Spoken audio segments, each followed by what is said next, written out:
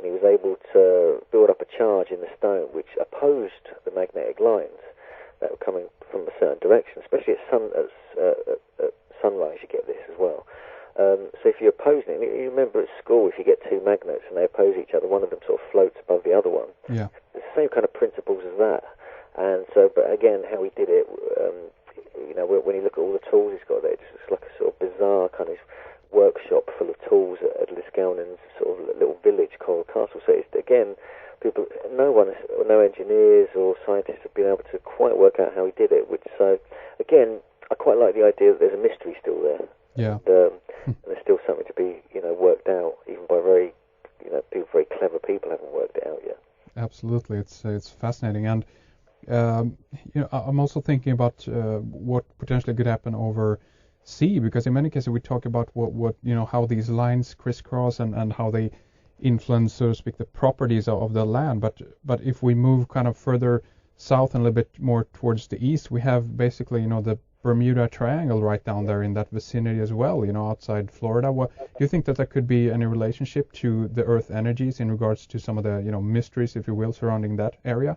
I'm absolutely sure there's something going on there, because this goes back to the early 70s actually, the work of Ivan Sanderson, who was researching the Bermuda Triangle and various, he was like a mysterious researcher. He was also a biologist, I think, as well. And he noted through lots of statistical analysis that there were quite a few areas around the planet, mainly in the sea, which he later called viral vortices, where there's stories of vanishing aircraft, time dilations, mechanical instrument malfunctions, unexplained disappearances, and obviously lots of lives being lost. One of these, obviously, is the Bermuda Triangle, which is just off the coast. It just sort of contains Bermuda, it goes sort of near Puerto Rico and the Bahamas, and so forth. In his article in 1972, 12 Devil's Graveyards Around the World, he noticed there was, they all seemed to sort of fit, all harmonically spaced apart from each other. When you look at the picture, you immediately recognize it if you look at it on a 3D globe, that we're looking at an icosahedron, and all the sort of points or vertices of an icosahedron at the centers of these different triangles where strange things have happened all around the world. You get the Devil's Triangle is quite a famous one off the coast of Japan. There's even areas of strange occurrences around Hawaii where another point is. And obviously you've got the North and South Poles where which you basically can't go to anymore. No one really knows what's going on at the North and South Poles directly there. So there's a huge mystery lying within that. But what Ivan Sanderson really discovered was really the first signs of a planetary grid at work, where there was something going on a certain type of geometry, i.e. the icosahedron, on the points of that geometry. That, to me, that is just absolutely fascinating, and he kind of helped open up this whole scenario about Earth grids and the idea of how they could function on the planet. Yes. So if we go kind of with that basis that there is a grid across the globe, then we can kind of go a bit forward, so to speak, into this Neolithic era, and then we can potentially say then that the people back then were in tune with where this grid was positioned, where it was, how it was laid out, and even potentially then how to use it or gain advantage from that. Because you mentioned earlier that the sites around the world are connected. So tell us a little bit about that. What the kind of the relationship are between some of the megalithic sites in the world. Yeah, well, if we just start with the grid, for example, William Becker and Beth Hargens, who've done lots of remarkable research about Earth grids, they found on a particular one, which is a combination of all the different platonic solids, but fundamentally it's based upon the icosahedron, a combination of them, which is actually the one they work with because of the shape of the Earth, etc., is a rhombic triacontahedron, for any kind of nerds out there who want to know that. And they say there's 3,300 sacred sites upon that particular grid alone. There are not many particularly marked major node points where there's these lines of energy cross, but that amount of sites alone really opens up a huge plethora of ideas. And other ways to look at that is the relationship between sites across the planet. And we did quite a bit of research on that for the book. And I sort of looked back at the research of John Michell, Robin Heath, John Neal and various other people, and looking at ancient metrology, surveying in ancient times, and how there seems to be a high understanding of the size and shape of the Earth in prehistoric times. Mm-hmm. And again, when we look at the ancient maps, which Charles Hapgood fortunately managed to decode, he again came to the conclusion that not only was there a very advanced prehistoric mariner civilization going way back into antiquity, but the poles are even in different places, which a lot of sites seem to be related to the old poles as well. I'm just trying to think of I think one of the key points really is, one of the key sites for me is Avebury. Mm-hmm. Not only because it's sort of fairly local to me, but because it's got so many anomalies associated with it. It completely blows me away, and the placement of that alone, just when we look at that compared to like the pyramids and the equator and so forth, is remarkable.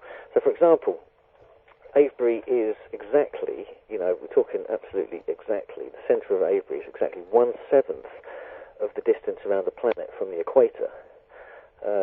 So we're looking at, to be precise, I think it's 51 degrees, 25 minutes, 43 seconds. But that's basically 360 divided by 7. And so they were obviously working from the equator to survey the planet. And, just a few, sort of bizarre examples is that, like, Luxor is, if we imagine a quadrant of the planet, a quarter of the planet going from the equator to the North Pole, Luxor, or the ancient city of Thebes, sits at 2/7 of the quadrant distance, and Avebury sits at 4/7 of the quadrant distance up from the equator. So they seem to be sort of have some understanding of working out latitudes going north and south around the planet. And this is evident in Delphi as well, and in ancient Greece, Delphi, Delos, and Dodona. Each of them is exactly 1 degree apart, and these were ancient oracle centres of the ancient Greeks, which they believed stretched back sort of into prehistoric times as well. So we're not just looking at sort of different eras with the same kind of high technology, sort of high understanding of the world. With Avebury as well, it sits the distance between Avebury and Newgrange is 1/100th of the planetary circumference. Well, so there's lots of we're talking not necessarily going north and south, but going in all different directions around the world. Right. Avebury seemed to be at the centre of a lot of activity in the ancient world. There's a whole load more than that. I mean, John Martineau's written this remarkable little book about Avebury, and goes into it in much more detail. But there's just a huge amount going on about the positioning of sacred sites. So it's a relationship in regards to ratios in relationship to the different sites. I mean, there is even people who have done, we don't necessarily have to go off planet in this program, but I know there's people who have even done correlations with the Cydonia region on Mars and Avebury, for instance. Yeah. There's people who sort of got a map of the Avebury region and placed it upon the sort of Cydonia region and found interesting correlations. But I think they are different sizes, though. I think, if I remember correctly, they're quite different kind of sizes. They're not exactly the same. Right. I haven't really researched that part myself, but I know with Mars we have the Olympus Mons volcanoes. They sit at 19.5 degrees above the equator, and we find that kind of latitude evident on lots of different planetary systems as well. For example, on the Sun, we have sort of major sunspot activity at 19.5 degrees above and below the equator. We have other planets have similar anomalies. For example, Jupiter, the Great Red Spot, a lot of people thought that was at 19.5 degrees, but we had another look at that and checked that out and found that that's at 22.5 degrees below the equator, which, again, is a quarter of a quadrant distance from the equator to the pole. So that is significant in itself. There's also a great dark spot on Neptune that once had a thin band of clouds going around it, which was photographed by NASA. And weirdly, a few months later, when it was re-photographed by NASA, the dark spot in the clouds had moved 22.5 degrees below the equator in a bizarre... So it looks like it may have had a magnetic pole shift or a pole reversal, which moved energetic upwellings at these latitudes from above to below the equator. So there's a huge amount of stuff going on in our solar system, which a lot of people tend to not really have a look at. I mean, one of the things that gets me is this on Saturn, on the north pole of Saturn, there's a massive, great hexagon. Yes.